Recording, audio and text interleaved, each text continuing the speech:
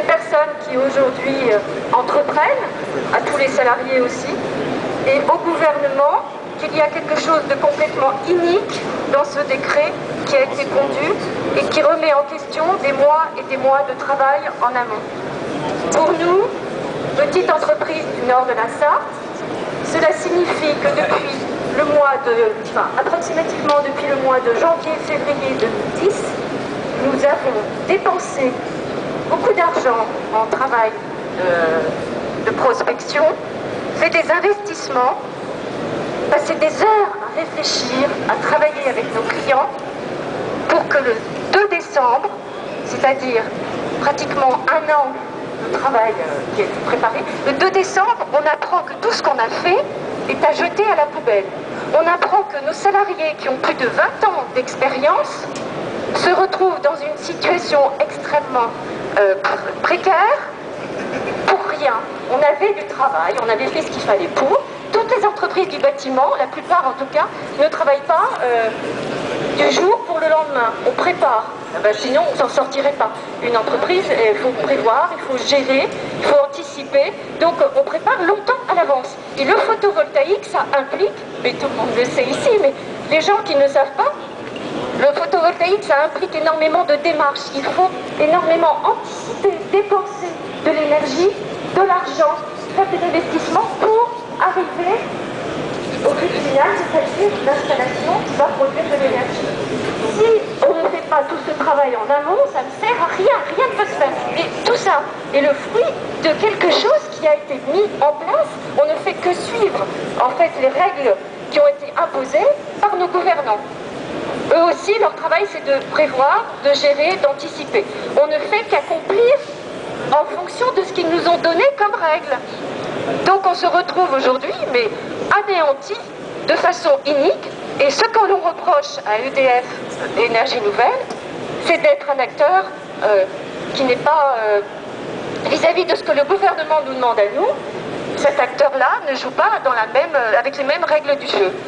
Or, il me semble aujourd'hui, quand on voit ce qui se passe dans le monde, la Tunisie, l'Égypte, et j'en passe, d'autres pays qui sont en train de se soulever parce qu'ils demandent une liberté, ils demandent de l'équité, ils demandent de la justice. Et nous, en France, alors il me semble qu'on est dans un pays démocratique, on n'a pas cette liberté, on n'a pas cette justice.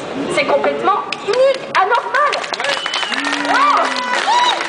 Donc voilà, je peux pas être battu juste au bout, parce que ce qui est fait pour aujourd'hui, d'abord ça pourrait être dans n'importe quel secteur, ça c'est grave.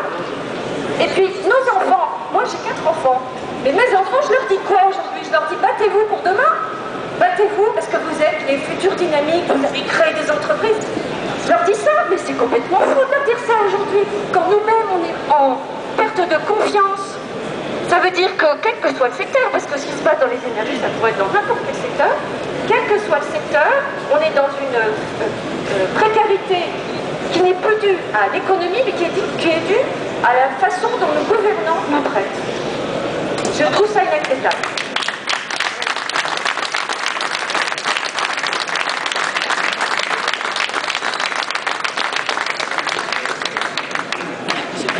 Donc on pourrait signaler aussi que sur le volet juridique, on a en ce moment une plainte en préparation au niveau du faux et usage de faux contre RDF.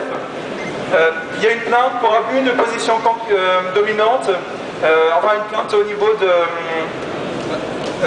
de la Commission européenne pour pratique anticoncurrentielle du groupe RDF qui est en préparation au sein de Touche pas en emploi solaire. Donc tout ça est en train de voir le jour et tout le monde est convié à apporter des éléments à tout ça. Ce qu'il faut par exemple, c'est ce qu'on a vu chez RDF ces derniers temps, c'est un pilotage par exemple des remises de dossiers.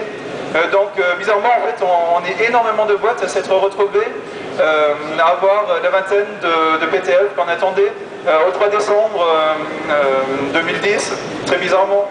Et il y a eu des distorsions là-dessus, de toute évidence, mais sauf qu'il faut qu'on soit beaucoup à le prouver.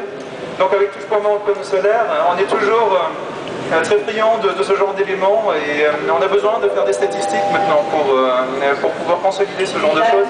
Vous pouvez tous nous aider, chacun peut nous aider là-dessus. Et c'est important parce que si on ne veut pas avoir une république bananière avec quelques oligopoles qui ont le politique pour vraiment être surveillé. À ce moment, il va falloir qu'on se batte un petit peu, je pense. Donc,